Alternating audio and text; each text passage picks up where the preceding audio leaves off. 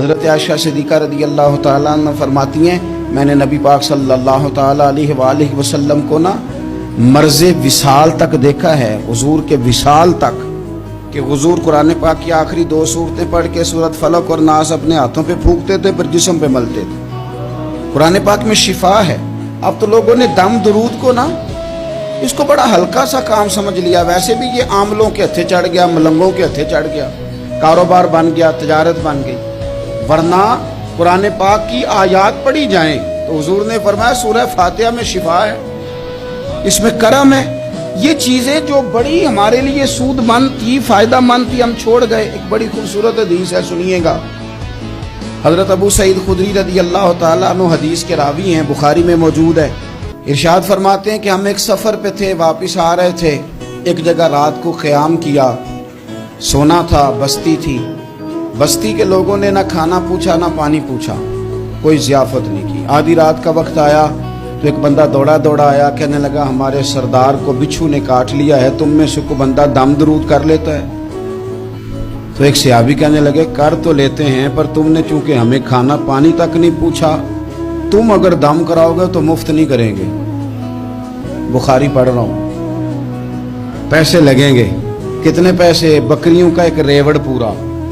شارحین نے لکھا 40 بکریاں، کنے دما دیاں؟ اور بھائی اس سے کوئی بندہ جواز نہ لے کہ پیسے لینے جائز ہیں، اس سے جواز نہ حاصل کرے۔ آپ بات کو سمجھیں، پس منظر کیا ہے؟ پانی تک نہیں تم نے پوچھا۔ کچھ لوگوں کا علاج ہوتا ہے، انہوں نے کہا پیسے لیں گے دم کر دیں گے۔ صحابی نے کہا حضرت ابو سعید خدری رضی اللہ تعالیٰ عنہ فرماتے ہیں وہ چونکہ تنگ تھے، بچھو کاٹ گیا، اور سردار کو کہا چل تو صحیح نا۔ وہ صحابی گئے، سورہ فاتحہ پڑھ کے دم کیا، اور حدیث بخاری سے میں آپ کو دکھاؤں گا۔ لوگ کہتے ہیں دم کدھر سے آ گیا؟ بخاری پڑھ رہا ہوں، صحیح بخاری۔ شفا تو اللہ نے دینی ہے نا، رب کریم نے شفا دے دی۔ بکریاں لے لی، آ گئے جہاں آرام کر رہے تھے اس جگہ۔ صحابہ میں اختلاف ہو گیا، کچھ کہنے لگے بکریاں لینی چاہیے تھی، کچھ کہنے لگے نہیں لینی چاہیے تھی۔ حضرت ابو سعید خدری رضی اللہ تعالیٰ عنہ فرماتے ہیں پھر ہم نے فیصلہ کیا چپ کر کے سو جاؤ، صبح حضور کی بارگاہ میں جائیں گے۔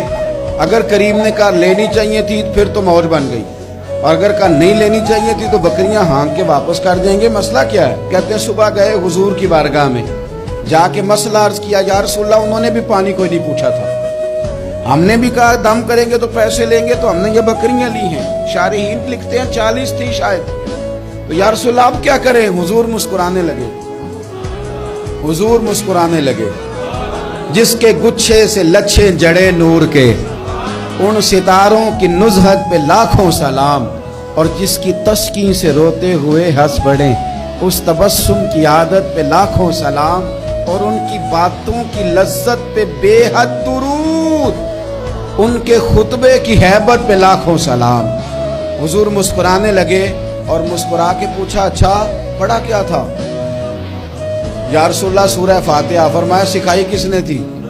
کہ یا رسول اللہ آپ نے۔ فرمایا پھر آدھی بکریاں میری ہیں آدھی تمہاری ہیں، اور میرا حصہ نکالو نا بھائی۔